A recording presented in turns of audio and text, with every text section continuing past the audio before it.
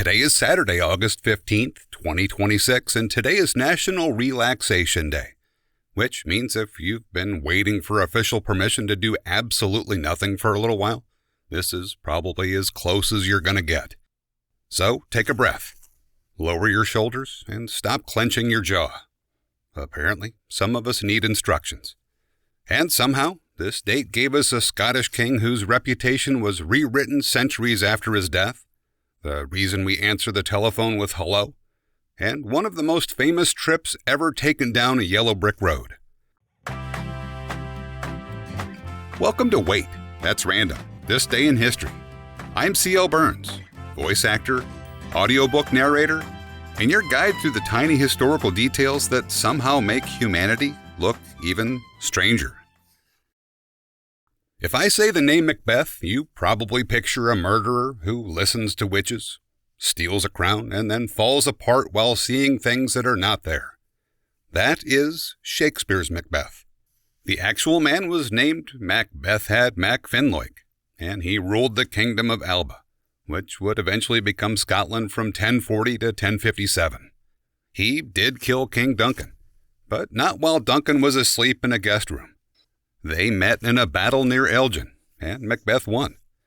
It was certainly a violent way to become king, but in 11th century Scotland, it was not an unusual one.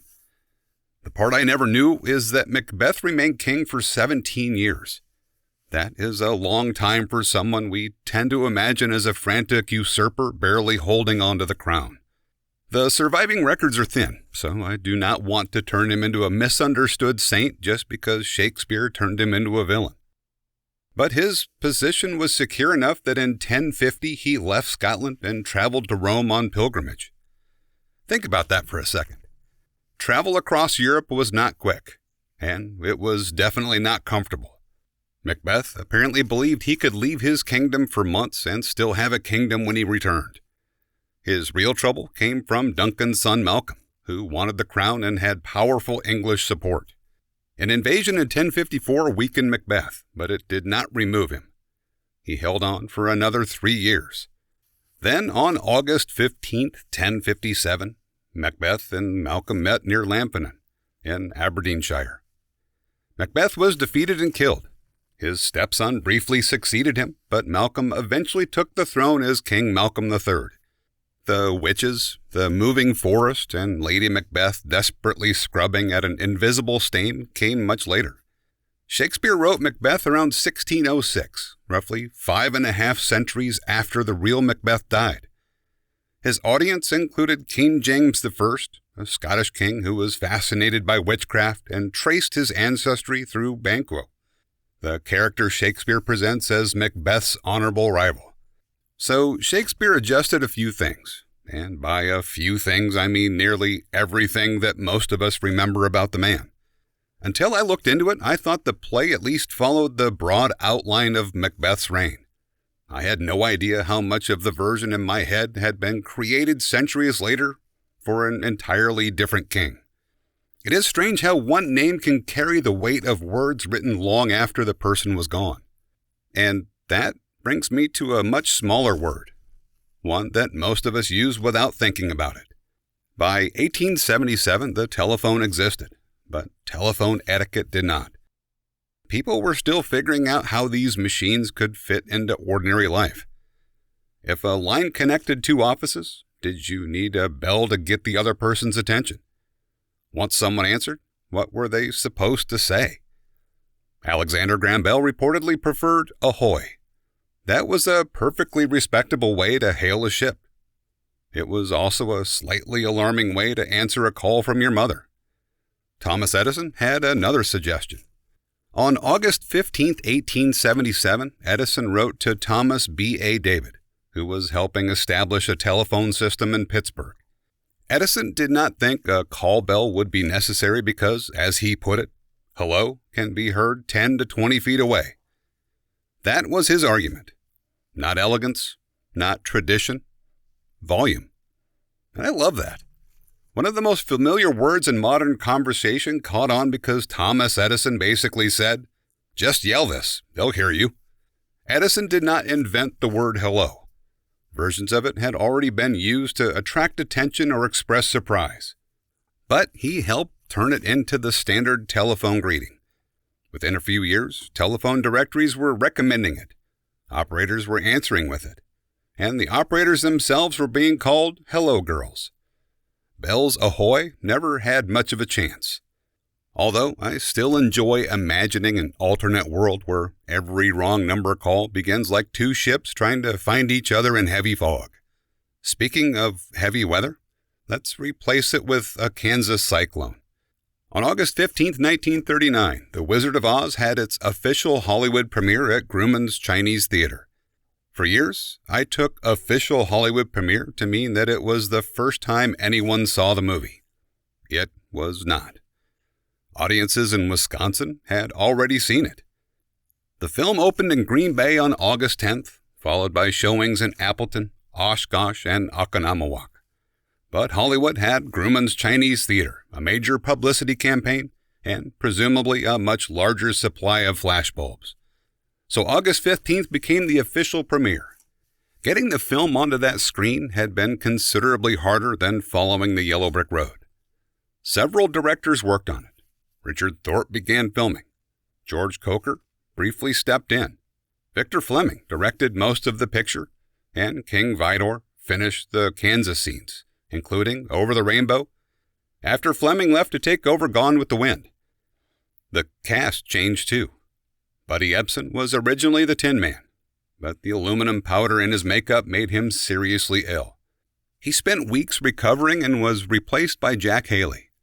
The new makeup used an aluminum paste instead, which was apparently the studio's way of saying, "We have learned exactly one thing." Margaret Hamilton had an even more frightening accident. During the Wicked Witch's fiery exit from Munchkinland, the hidden elevator that was supposed to lower her beneath the set did not move quickly enough. She suffered burns to her face and hand and could not return to work for more than a month. One detail I love is how they created the moment Dorothy opens the farmhouse door and steps into Technicolor. The inside of the house was painted in sepia tones, and Judy Garland's stand-in wore a sepia-colored dress. The stand-in opened the door and moved out of frame. Garland, now wearing the familiar blue and white dress, entered as the camera followed her into Oz. No computer effects, just paint, lighting, costumes, timing, and a carefully hidden switch between two performers. For all that work, the movie was not an immediate financial triumph. It cost nearly $2.8 million and lost money during its original release. Reissues helped, but television is what turned it into a tradition. Beginning in 1956, families could visit Oz from their living rooms. That is how a lot of people came to know it, not as a new movie, but as something that was simply always there. And there is someone else connected to August 15th whose voice became that familiar for a lot of people. He began training for show business when he was 9 years old.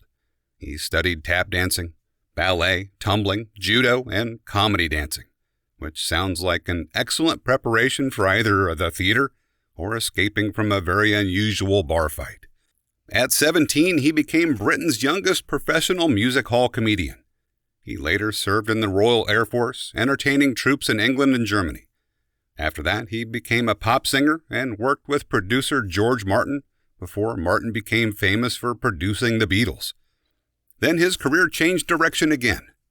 He appeared in 11 Carry-On films, joined Britain's National Theatre at the invitation of Laurence Olivier, received an Academy Award nomination for writing the lyrics to Georgie Girl, and won a Tony Award for playing P.T. Barnum on Broadway.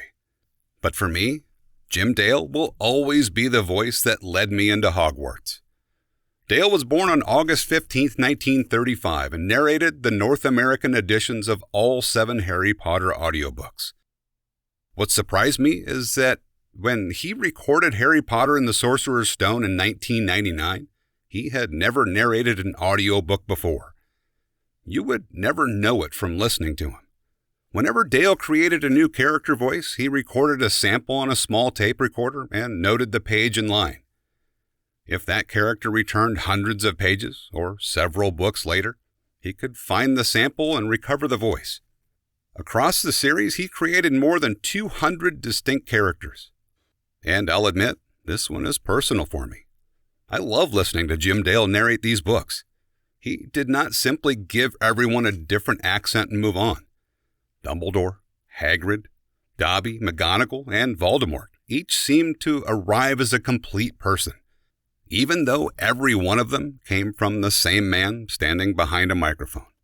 His performances earned Grammys, a record 10 Audie Awards, and 2 Guinness World Records. But the awards do not really explain why his voice stays with people. You can know every turn in a book and still want to hear that familiar voice carry you through it again. Looking back at everything we talked about today, I keep coming back to how little control people have over what survives them. Macbeth became a villain in someone else's play. Edison's practical greeting became automatic. A difficult film became a family tradition. And Jim Dale's late career recording job became the voice of childhood for millions. None of those endings would have been visible at the beginning. History has a way of taking what people create and continue without asking them. Anyway, take a little time to relax today, and if someone calls, answer however you like. Hello is probably the safest. But I'm still willing to give Ahoy another chance. And as Jim Dale once said, you're just speaking to one person, listening to you, reading, and that's a joy. If you'd like to hear more of my work or explore the various projects I continue accidentally collecting, you can find everything at waitthat'srandom.com. I'm C.L. Burns. Thanks for spending part of your day here. I'll see you tomorrow.